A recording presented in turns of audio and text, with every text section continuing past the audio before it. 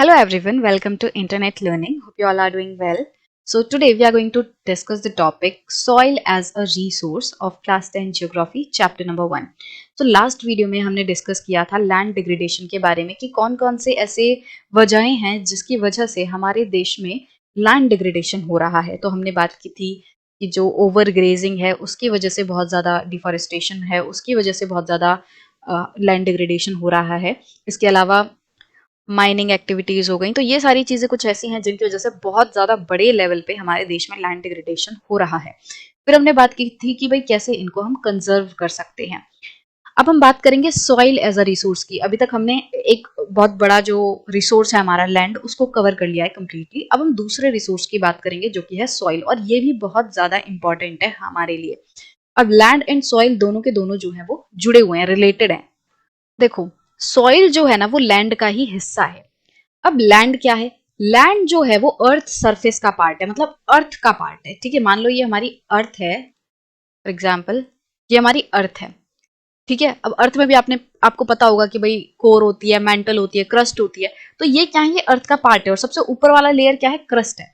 तो ये जो लेयर है ये पूरी अभी क्या है? लैंड है। मान लो ये क्रस्ट है पूरी। अब मैं यहाँ पे जो बना रही हूँ ये क्रस्ट है। ठीक है, तो ये क्रस्ट क्या है? ये धरती का हिस्सा है। बट अगर इसके ऊपर एक छोटी सी लेयर चढ़ जाए, किसकी लेयर चढ़ जाए? बहुत सारे छोटे छोटे सैंड पार्टिकल्स की, क्ले की, बहुत सारे मान लो पेड़ पौधे के जो रिमेन्स होते हैं, ह्यूमस की। ठीक है, ह्यूमस क्या होता है? ह्यूमस आगे भी वर्ड आएगा। ह्यूमस का मतलब क्या होता है कि मान लो जो पेड़ पौधे हैं, ठीक है, मान लो ये पेड़ है, ठीक है, अब इससे ना नीचे पत्तियां गिरती हैं, इससे पत्तियां नीचे गिरती हैं। अब ये पत्ती क्या होंगी? यहाँ सरफेस पे जमा हो जाएंगी। अब इस सरफेस में ये जो जमीन है ना, इसमें बहुत सारे कीड़े मकोड़े रहते हैं, माइक्रो ऑर्गेनिजम्स रहते हैं, जो कि इन पेड़ पौधों की इन पत्तियों को क्या करते हैं? डिकम्पोज करते हैं। यहाँ पे अगर कोई जानवर वगैरह मर जाता है तो वो भी डिकम्पोज होता है। अब उसको डिकम्पोज कौन करते हैं? ये डिकम्पोजर्स करते हैं, ये माइक्रो ऑर्गेनिजम्स जो है उसको डिकम्पोज करते हैं। अब जब डिकम्पोज होता है ना, तो कि इनका जो रिमेन है, जो डिकम्पोज होकर जो मटीरियल बना, वो क्या होता है? वो इस यहाँ पे एक लेयर की तरह इस पूरे धरती पे ऊपर वाले लेयर में मिल जाता है। तो जो डेड रिमेन्स का डिकम्पोज हुआ है, डेड रिमेन्स क्या होगा भाई? प्लांट से अगर कोई पत्ता वगैरह गिरा है तो वो प्लांट का डेड रिमेन हो गया। अगर कोई प्लांट टूट के गिर गया है, जमीन पे पड़ा है, वो भी उसका डेड रिमेन है। ठीक है, इसी तरीके से कोई जानवर मर गया है तो वो भी डेड रिमेन है। अब जब वो धीरे धीरे, आपने देखा होगा, अगर कुछ मर जाता है, अगर कोई फल वगैरह भी है वो अगर रखा रहे तो वो सड़ जाता है। तो वो एक्चुअली क्या हो रहा है? डिकम्पोज हो रहा है। अब सड़ने के बाद जो भी वो चीज बनी, क्योंकि वो कंप्लीटली हवा में गुम नहीं होता, जो वो चीज बनी, जो पूरा ब्लैक ब्लैक मटेरियल है, वो क्या होता है? वो धरती के ऊपर यहाँ एक्यूमुलेट हो जाता है।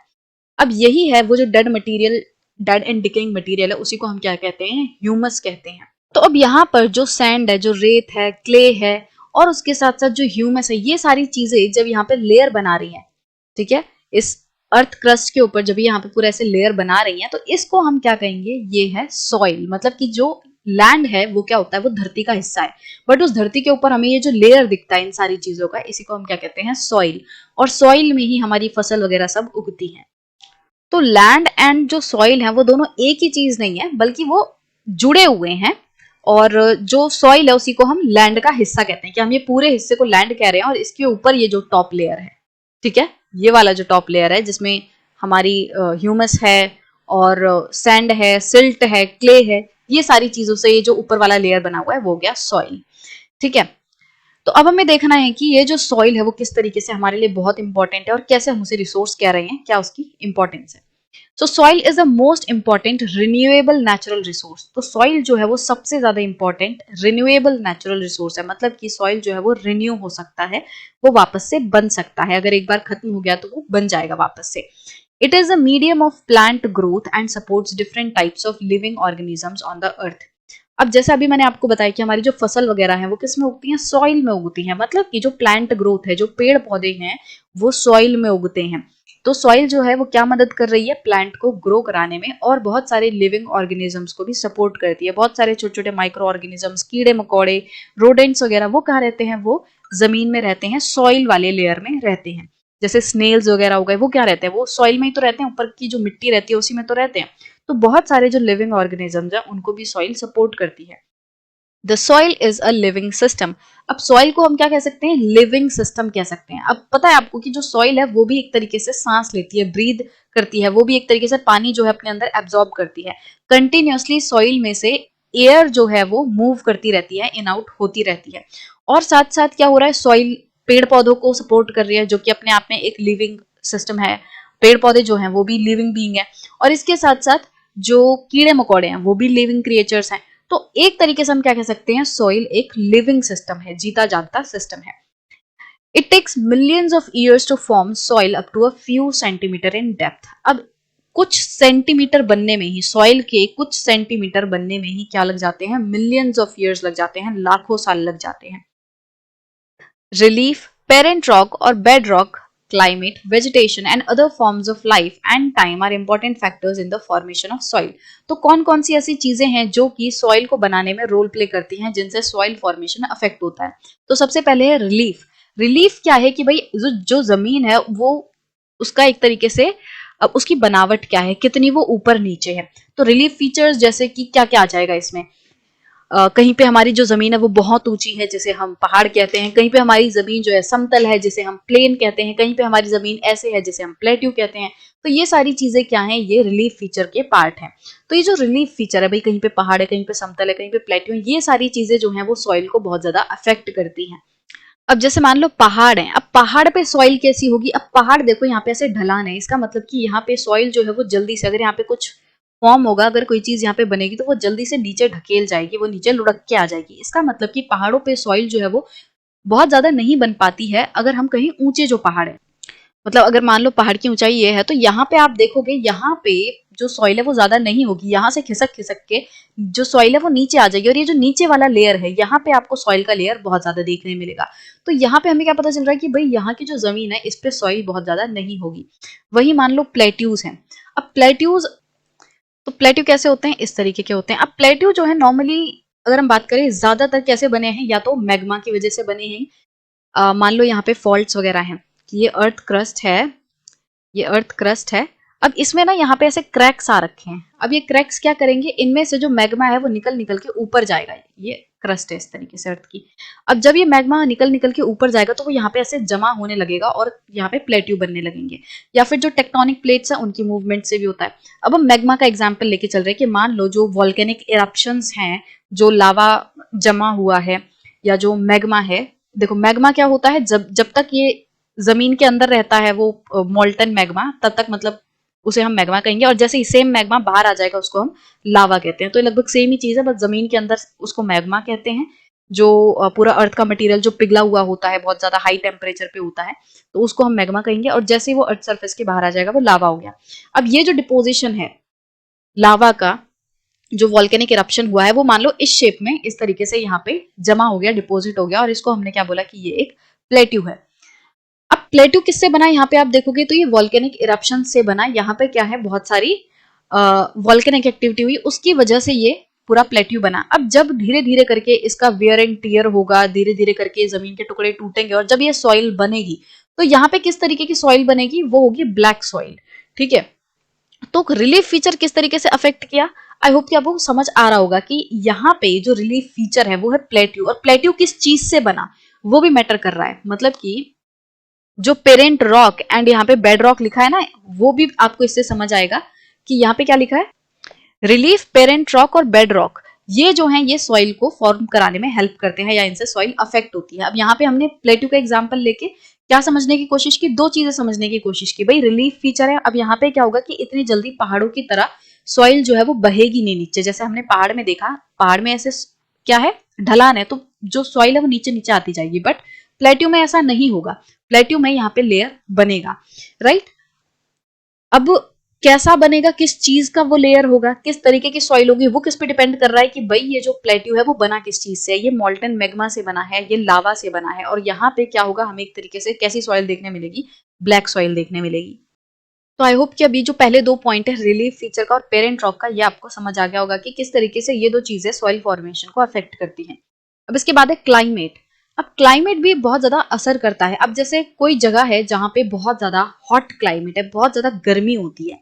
अब अगर गर्मी होगी तो क्या होगा, जमीन से इवोपोरेशन बहुत ज्यादा होगी। इवोपोरेशन मतलब कि जो जमीन में मॉइस्चर है वो बहुत जल्दी से, बहुत तेजी से उड़ जाएगा, जिसकी वजह से क्या होगा, ये जमीन सूखी होती चली जाएगी। और यहाँ पे आपको जमीन कैसी देखने मिलेगी, यहाँ पे जमीन बहुत जल्दी मॉइस्चरलेस हो जाएगी। अगर जमीन में कोई मॉइस्चर नहीं बचेगा तो वहां पे कोई जानवर भी नहीं रह पाएंगे, कीड़े मकोड़े भी नहीं रह पाएंगे, वहां पे माइक्रो ऑर्गेनिज्म भी नहीं रह पाएंगे। सब सारी जितनी भी लिविंग चीज है ना, सबको रहने के लिए एयर एंड वाटर चाहिए ही। अगर एयर नहीं हुई, वाटर नहीं हुआ, तो वहां पे कोई भी नहीं रह पाएगा।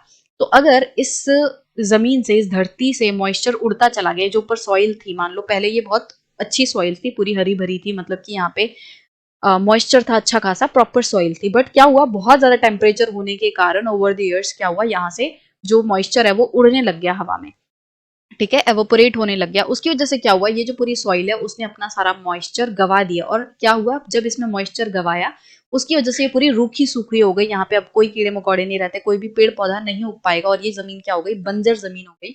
और यहाँ की जो सॉइल है वो कैसी हो गई, एकदम रूखी सूखी रेतीली सी सॉइल हो गई। इसका मतलब कि जो क्लाइमेट है वो बहुत ज्यादा इंपॉर्टेंट रोल प्ले करते हैं सॉइल फॉर्मेशन में। अब अगर क्लाइमेट कैसा होगा, ऐसा क्लाइमेट होगा जहाँ पे बारिश आती है, अच्छी खासी बारिश होती है, धूप भी अच्छी मिलती है, उसकी वजह से क्या होगा, टाइम टू टाइम जमीन को बारिश मिलती रहेगी, टाइम टू टाइम जमीन को पानी मिलता रहेगा, टाइम टू टाइम जमीन को धूप भी मिलेगी, जिस वजह से एक अच्छा कॉम्बिनेशन बनेगा। यहाँ पे ना एकदम गीला रहेगा, ना एकदम सूखा रहेगा, और धीरे धीरे करके ये जमीन जो है वो एक अच्छी कंडीशन में आएगी। और यहाँ पे जो माइक्रो ऑर्गेनिजम्स है वो बनने लगेंगे, यहाँ पे पेड़ पौधे छोटे छोटे बनने लगेंगे, और ये जो सॉइल है वो अच्छी हो जाएगी। तो यहाँ पे ये जो क्लाइमेट है वो भी इंपॉर्टेंट रोल प्ले कर रहा है। इसके अलावा vegetation and other forms of life. अब देखो, जैसे मैंने अभी आपको बताया कि भाई सॉइल कैसे बन रही है, इसमें जो डेड ऑर्गेनिजम्स हैं, डेड प्लांट रेजिड्यूज हैं, जो मान लो पेड़ पौधे कट गए हैं, अब वो टूट के गिर गई हैं, टहनियां, पत्ते टूट के गिर गए हैं, वो सब क्या हो रहे हैं, वो सब सॉइल का पार्ट बन रहे हैं। वो सब जब डिकम्पोज हो रहे हैं तो यहाँ पे सॉइल का पार्ट बन रहे हैं।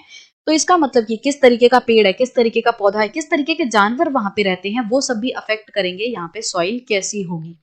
इसके अलावा टाइम भी बहुत इंपॉर्टेंट है। अभी हमने क्या बताया कि भाई जो सॉइल है वो कैसे बनती है, मिलियंस ऑफ ईयर्स में। इसका मतलब कि अगर कोई ऐसी जगह है जो कि अभी शुरुआती दौर में ही है, जहाँ पे अभी बहुत ज्यादा वेदरिंग वगैरह नहीं हुई है, जहाँ पे बहुत ज्यादा टूट फूट नहीं हुई है, और यहाँ पे मतलब सिर्फ पत्थर है। जैसे एग्जाम्पल के तौर पे आपने कोई कोई पहाड़ जो है वो काटा, ठीक है, मतलब आपने पहाड़ कटे हुए देखे होंगे, पहाड़ों को जब काट देते हैं तो नीचे सिर्फ पत्थर पत्थर दिखता है, ठीक है। अब मान लो ये पहाड़ था और इस पहाड़ को इस तरीके से कुछ काट दिया यहाँ पे, मतलब इस तरीके से ऐसे जमीन सी बना दी यहाँ पे। अब यहाँ पे जब इसको काटा तो यहाँ पे क्या मिला, यहाँ पे सिर्फ और सिर्फ अभी पत्थर है। बट सॉइल जो है वो बहुत स्लो प्रोसेस से बनती है। ये पत्थर टूटेंगे आपस में, उनका पाउडर बनेगा, छोटे छोटे जो स्टोन्स हैं, छोटे छोटे जो सैंड के पार्टिकल्स हैं, उसमें ये पत्थर टूट टूट के बनेंगे, और धीरे धीरे करके वो सब जो भी टूट रहा है, फूट रहा है, वो सब यहाँ पे जमा होता जाएगा।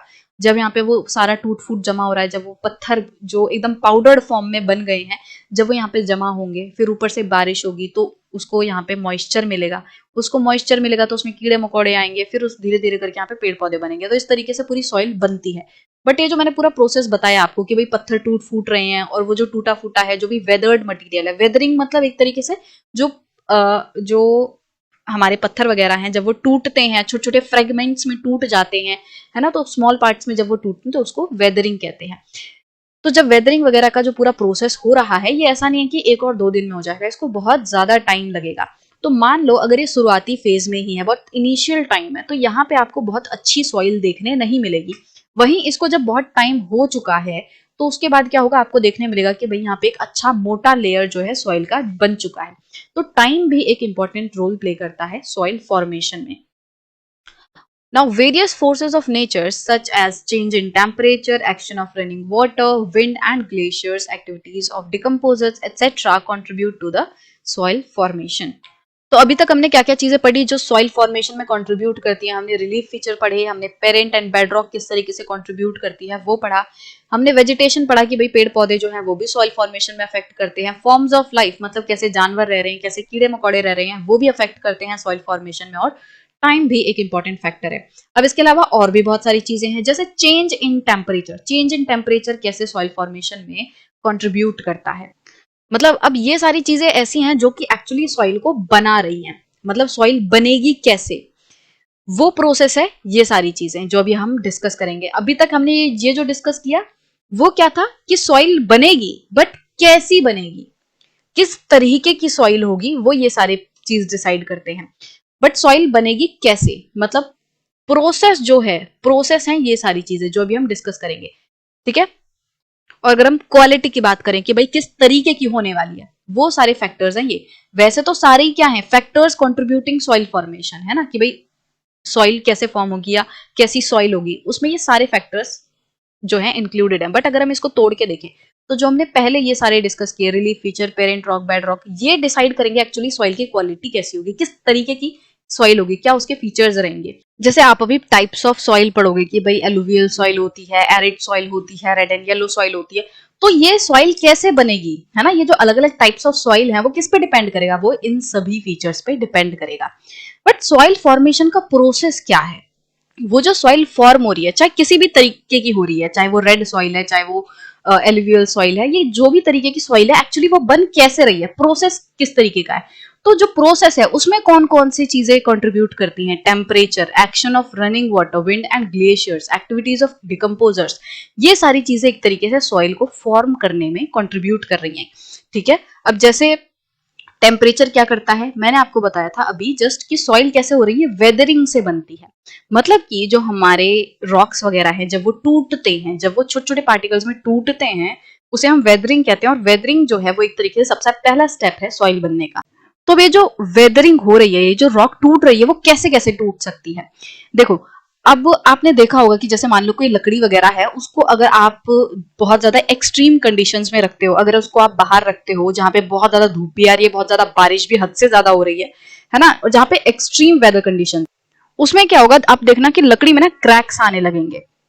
तो सेम चीज ना पत्थरों के साथ होती है। जो रॉक्स हैं उनमें क्या होता है कि जब वो एक्सट्रीम वेदर कंडीशन से होके गुजरते हैं, जब ये जो पत्थर हैं जब बहुत ज्यादा धूप को झेलेंगे, फिर अचानक से बहुत ज्यादा सर्दी को झेलेंगे, फिर बहुत ज्यादा अचानक से बारिश होगी, तो ये जो वेदर कंडीशंस है, तो टेम्परेचर में चेंज हो रहा है ना, उसकी वजह से धीरे धीरे क्या होता है, जो रॉक है ना इनमें क्रैक्स आने लगते हैं, ये बीच से ऐसे टूटने लगती है, इनमें पहले क्रैक आएगा।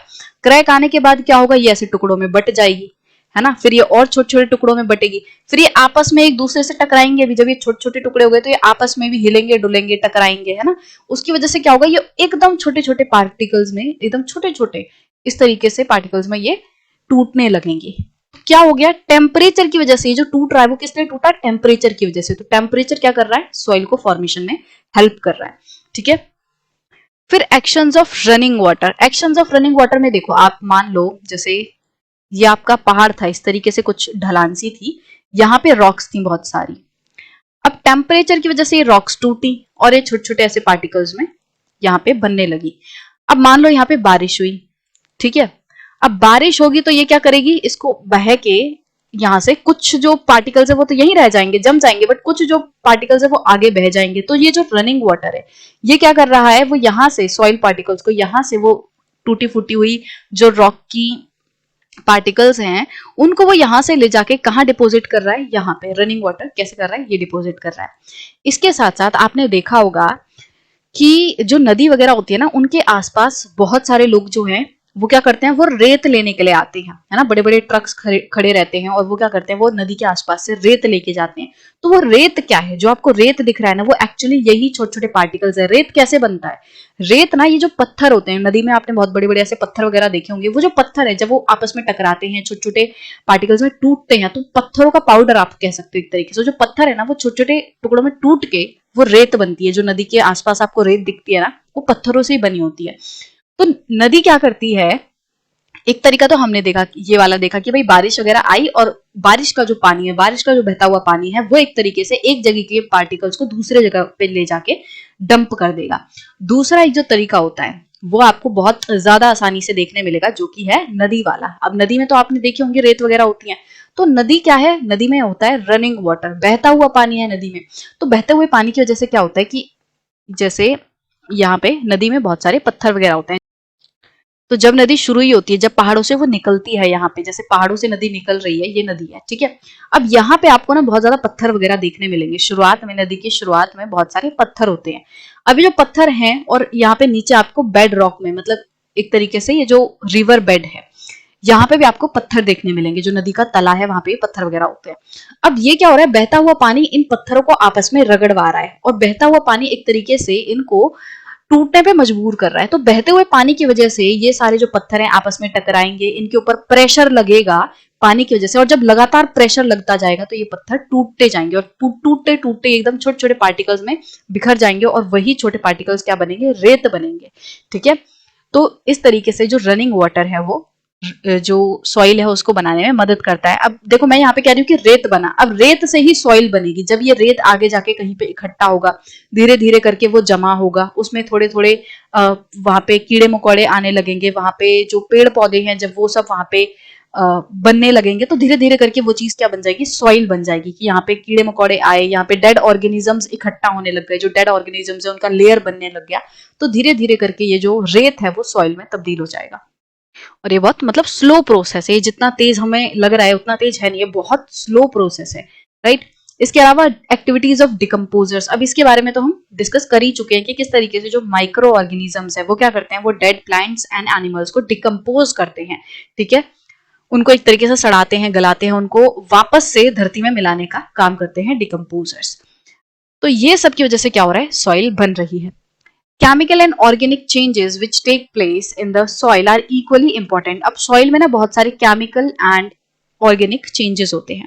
ऑर्गेनिक एक्टिविटीज मतलब ये डिकम्पोजिशन वाली एक्टिविटीज, जिसमें कि जो एनिमल्स हैं, प्लांट्स रिमेन्स हैं, वो क्या हो रहे हैं, वो सॉइल के अंदर मिल रहे हैं। अब क्या होगा, कभी कोई एनिमल उसमें आके मिल जाएगा, कभी किसी तरीके का प्लांट मिलेगा, तो ये सब की वजह से क्या होगा, ये जो ऑर्गेनिक एक्टिविटीज हो रही है, ये जो लिविंग थिंग्स सॉइल में जो चेंज हो रही हैं, है ना, उसमें जो भागीदारी है लिविंग थिंग्स की, या फिर जो डेड प्लांट्स एंड एनिमल्स की, जो ऑर्गेनिक मटेरियल है, इन सारी चीजों की, वो सब क्या करते हैं, कंट्रीब्यूट कर रहे हैं सॉइल में, है ना। डिपेंड करेगा कि भाई किस तरीके की सॉइल होगी।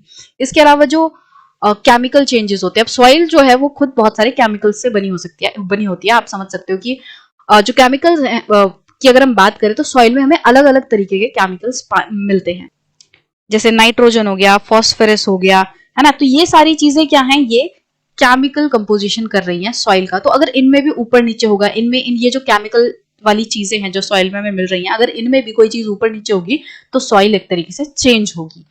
Now soil also consist of organic humus and inorganic material. तो ये सेम ही चीज हो गई जो यहाँ पे इन्होंने बात की है कि केमिकल एंड ऑर्गेनिक चेंजेस, वही चीज यहाँ पे एक तरीके से बताई हुई है कि सॉइल जो है वो क्या कंसिस्ट करती है, ऑर्गेनिक ह्यूमस।